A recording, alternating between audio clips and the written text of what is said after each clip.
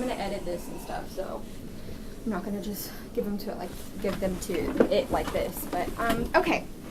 So explain to me your titles. I noticed that you have a lot more of than one title. Yes. I'm professor of animal science. The others are all temporary titles. Okay. Do you have a card or anything that I could? Yes. Perfect. Thank you.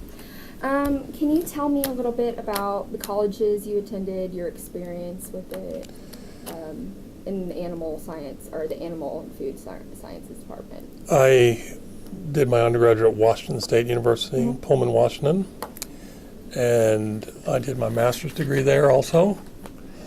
And then I did my PhD at University of Illinois, Champaign-Urbana. And all three departments were in animal science. Okay. Although in my master's degree, I had advisors in the vet school, and at University of Illinois, I had advisors in the vet school and in the physiology and behavior department. So how long have you been at Tech? 30 years. 30 years. And you've been doing the same thing the whole time? Well, I've been in the same Department the whole time, and but my PhD dissertation, which was in 1981, I went to the University of Wyoming for 3 years before I came here. My PhD dissertation was on pheromones in pigs. So, although I've worked on pheromones that whole time, I've worked on other things too. Okay. What are some of your research interests? Have you seen our website? No, I haven't. The web address is there. If you look at our website, this is the Laboratory of Animal Behavior, Physiology, and Welfare. So we study anything really about behavior, physiology, stress, and welfare. Okay. With the idea of finding ways to reduce stress and improve the lives of animals. Okay. So we have studies with pigs, horses, cattle, dogs, cats, and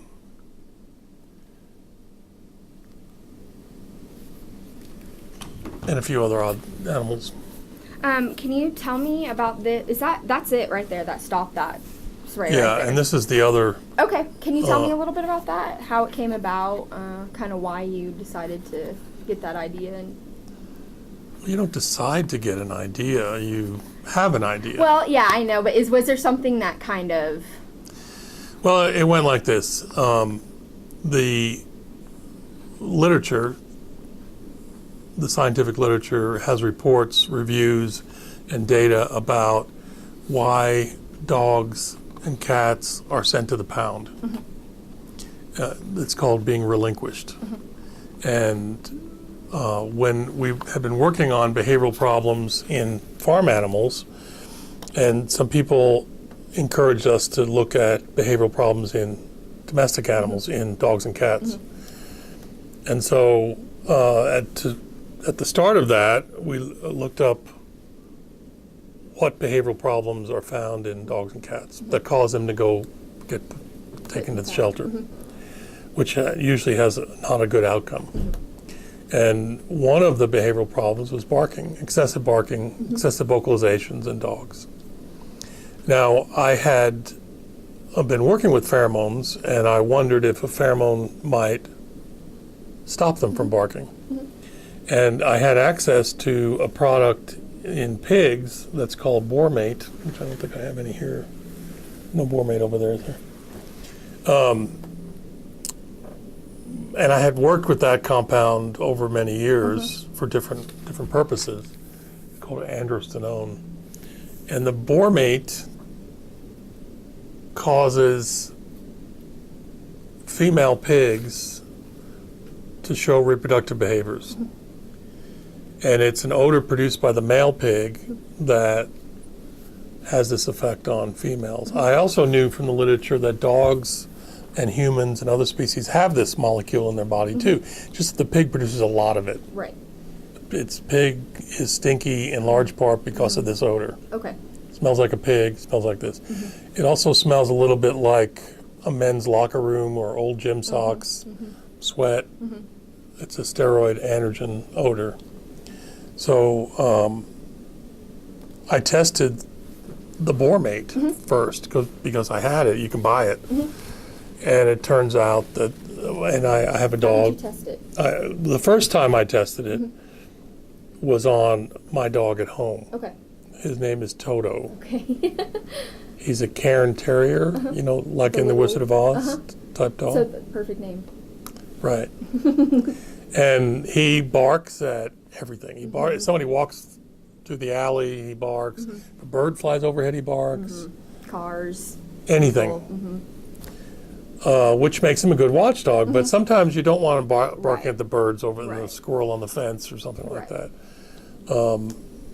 And so I tried it on Toto, and he stopped barking. Really? Yeah, I was amazed. Now, we've tried other pheromones before, but they don't do anything. You know, one of the parts of the definition of the pheromone is that a pheromone is species specific. It's an odor produced by an animal that has an effect on the same species. Okay. This is a pig pheromone. It isn't expected to Work on. work on dogs. Right. But it does. And it's for cats also? You have some for cats? Yes, also? it works for cats as well. I'll stop that for cats. I don't think I have any here.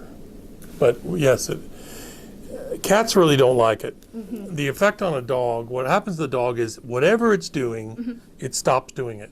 Immediately when you Yeah. spray it. Do you spray it right in their nose, Yeah. face? Spray it around where they can smell it. You don't want to spray it in their face like you're offending him. You spray it near his face so he can smell it. And the dog just stops. Whatever they're doing, they stop doing it for a few seconds. Cats have a different reaction.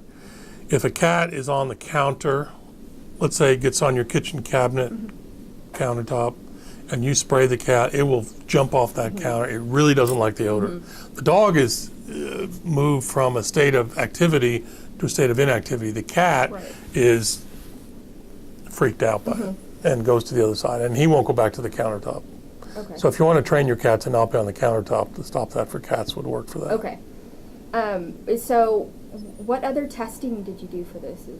What kind of other? Well, after I made that initial observation, then I designed an experiment, and we didn't have enough dogs here at the university, so I went to a commercial research facility and tested a large number of dogs, and to see if it worked, and to see what the lowest dose was that worked, because it is a stinky compound. If you use it at a concentration where you can smell it, humans can smell it, it's not pleasant to some people. About 40% of humans can smell it, and it smells bad. But if you lower the concentration, it still works, but people can't smell it. Most people can't smell it. So the dog's sense of smell is about 20,000 times more sensitive than humans. So if you get in that range where we can't smell it but they can, it's still effective and it doesn't offend the people. Cool. So what kind of feedback did you receive from this?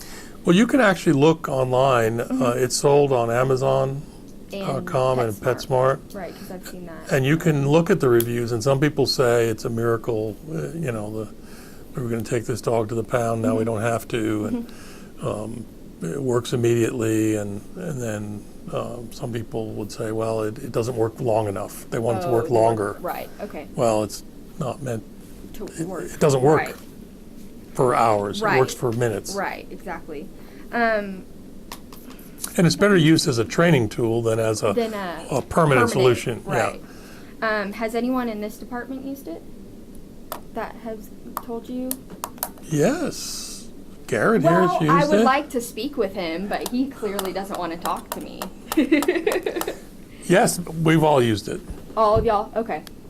But also when they did the story on the university website, George Watson was the reporter. I don't know if you know him. I don't. You should go have coffee with him, and he can give you the secret handshake of the journalist. Definitely. He interviewed me, much like you did. Then he went to his house with the camera, and he tried it on his dog. Wow. And Because I do have a dog. And does it bark a lot? Actually, yeah. We need to work with a dog that barks a lot and spray it, and then he tried it and it worked, and he has video of it, and that's what's on the tech website. It's his dog in his backyard, and Good idea. I didn't suggest that he do that, or And that's a good idea. he just did it to see if it worked. Huh. Well, that's smart. So what other things are you currently working on right now? It's all very top secret. It's all very top secret? We have we have many projects, Many. but we don't like to release to the Right, media what right. we're studying because, first of all, we don't know how it's going to come out. Definitely. Only one idea out of 10 actually works. Right. Okay. So the really good scientists have a lot of failures before they have a success. We're in that same category. We have a lot of failures before we have success. But we're looking for pheromones that improve the behavior of the animals. Okay. That Like you said. cause them to not have to be sent to the shelter, or that cause stress in the people. So we're working on major behavioral problems in farm animals and companion animals, looking for more natural type solutions Okay. that are not toxic or harmful to the animal, but has some positive benefit to the animal. Sounds great. I think that's all I need from you. He's ready. Great.